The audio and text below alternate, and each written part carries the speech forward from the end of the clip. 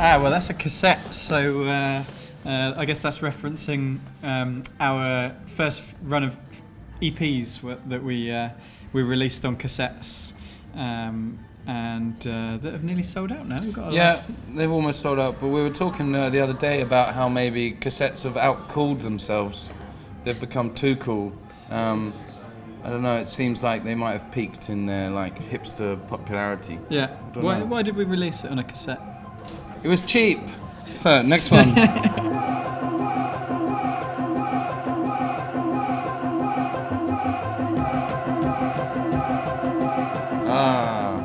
Drums. Drums are my favourite. And we were talking about the other day how good they sound outside. And I love the fact that they're acoustic instruments.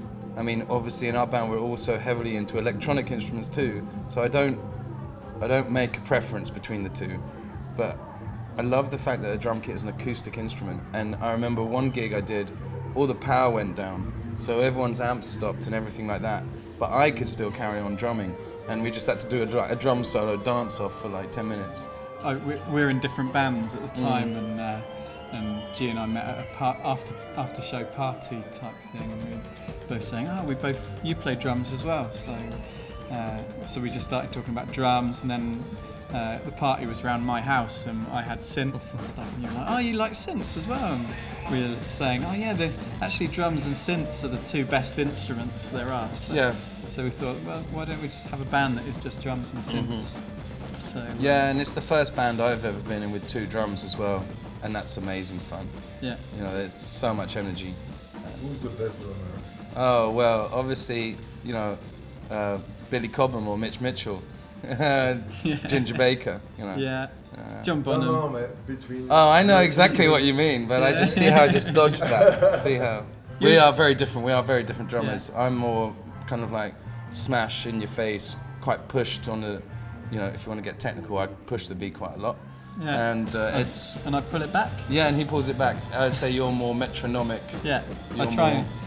Since I learnt drums, I've always tried to play like a drum machine because I love the sound of drum machines. So I try and be really rigid. And you're quite fluid. I play more like an animal. Yeah.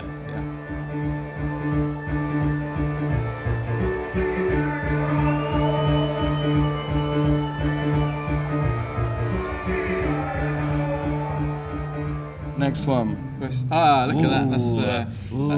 That goes into my synth geekiness. We do have a modular synth on stage with us, and that's a synth where you have to like patch it all together and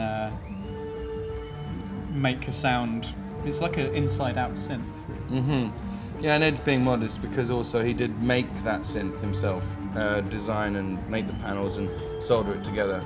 So I love the fact that that's a kind of one-off. It's the only one. It's the only one of that synth that exists. Yeah. The fact that you can't save the sounds means it has to be a new one each time, and that forces creativity. We purposefully didn't want to use computers, mainly because a computer is really good at replicating things. So you can, it's great for certain artists because it's you can reliably get that same sound every night.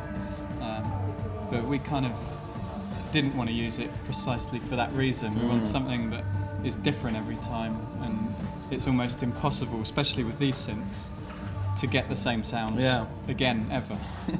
So, which is fun. But Belgium is like a new territory for us. We're very happy to come to Belgium. The crowds are always fun.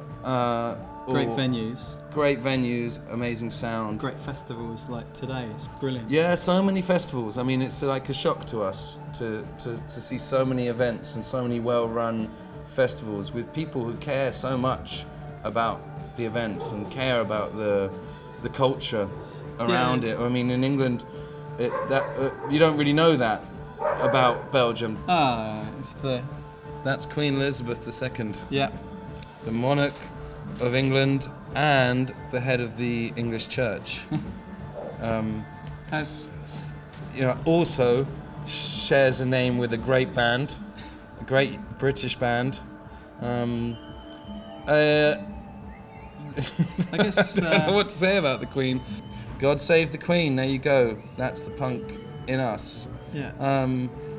I also like the colour blue. She's wearing a blue dress, and she has blue sapphires on her brooch. Goes nicely with her eyes. Yeah, it makes me think of this amazing TV series and book I've just read by Hilary Mantel about Henry VIII and his advisor Thomas Cromwell. I'm obsessed with that at the moment, but I won't go into it too much. That was like the birth of sort of Machiavellian politics within England, and also the birth of government within England. And she's wearing blue, and we have a blue government at the moment. You know, David Cameron is our unglorious leader. Yeah. I don't love the Queen. I'll say that. I'm ambivalent. Yeah, I don't agnostic. know. Yeah, she seems Yeah. nice enough.